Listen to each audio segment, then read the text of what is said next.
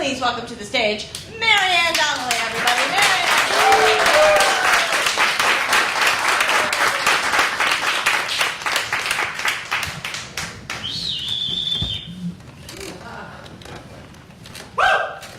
Hi. You like my jacket? My sister gave it to me. I look like a sofa. A lady came over and sat on me and said, "I didn't see you there." I lifted up my arm, a Cheeto fell out. The other day, Cousin Larry comes over to the house, searches me for loose change. I'm a widow, and at first I was bummed. But then I realized they'll never find the body.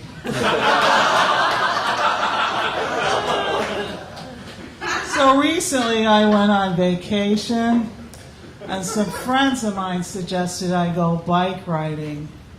I hadn't ridden a bike in years.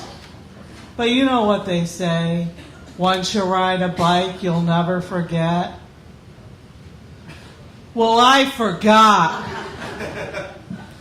Where did they get all these sayings anyway? Like, drunk as a skunk. When's the last time you saw a skunk pulled over by the cops taking a sobriety test? And what about once you go black, you'll never go back? Okay, that one's correct.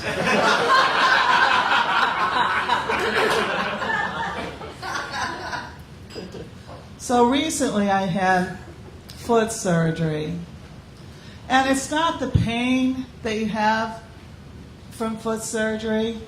It's the watching non-stop reality TV.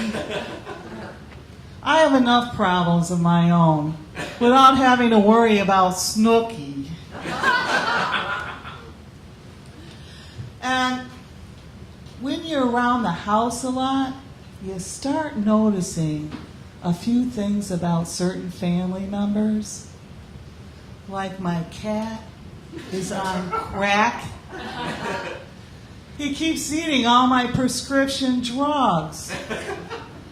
And when I'm out of pain medication, every time I go down the stairs, he tries to trip me.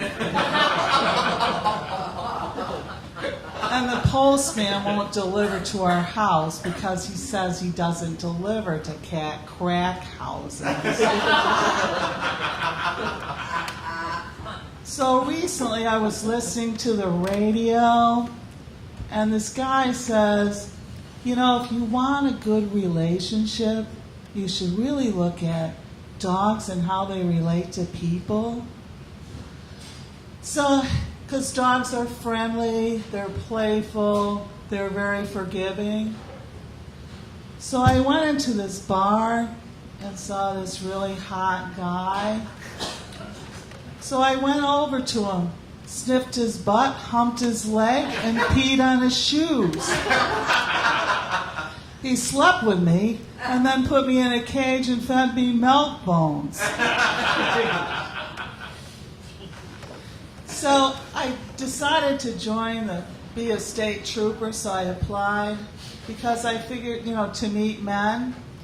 Because I figured you can always pull any guy you want over, frisk him, do a background check, and you have really good sex toys, like handcuffs and tasers.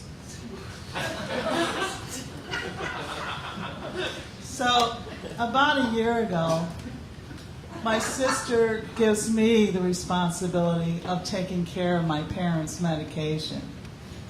Me. Everybody knows I left my sister at the mall when she was 3. Okay, like that never happened to you. I picked her up when I saw her on the news. So anyway, my dad has Alzheimer's and he hallucinates, and my mom suffers from severe depression. So whatever, I switched their medication. The next day I come to the house, Dad is convinced I'm his buddy Carl from the war.